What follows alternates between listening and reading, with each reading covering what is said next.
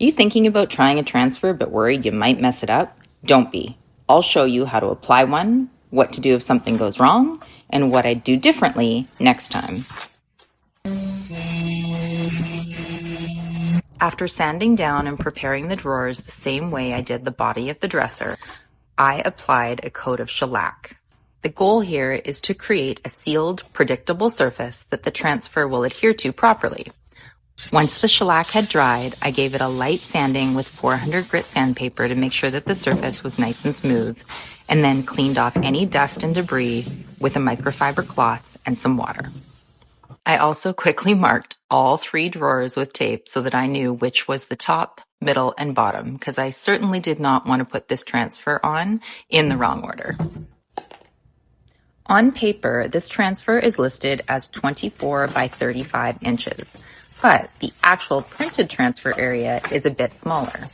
The paper itself is true to size, but the design starts slightly inset, which means I ended up with just over 22 inches of usable height instead of the full 24. That became important because my drawer stack was right around 24 inches tall. To apply the transfer, I positioned the bottom 2 drawers tightly together and applied the lower portion of the transfer across both drawers at once.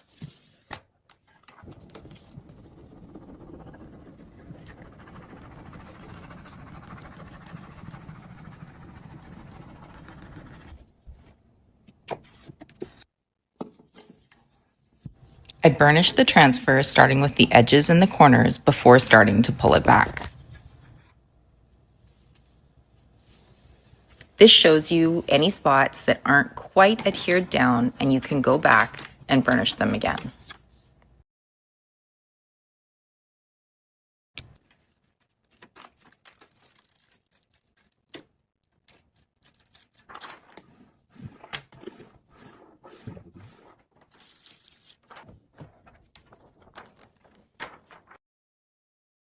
After burnishing the transfer fully, I separated the 2 drawers with a sharp utility knife.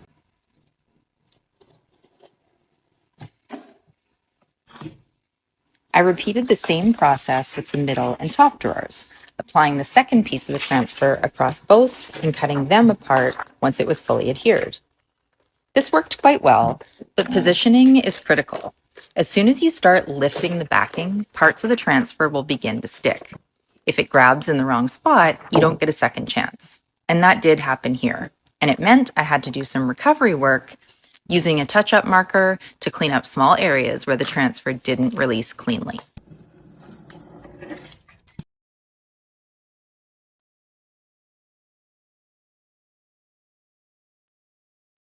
The bigger issue, though, was at the top. Because the transfer design was about 1.5 inches shorter than the full drawer stack, I ended up with a very straight, squared-off edge. If I were doing this again, I'd handle that completely differently. Instead of trying to extend the design afterwards, I would cut the transfer organically around the existing shapes. I also could have positioned the transfer differently from the start. In this case, lining up the left-hand side of the design instead of the right would have reduced how noticeable the cutoff line was at the top. As you can see, I did try to patch that area by cutting and layering small pieces of the transfer over top to disguise the line. But in the end, I really didn't like how it looked. I ended up scraping that back, lightly sanding the area, and then blending everything using black and white touch-up markers.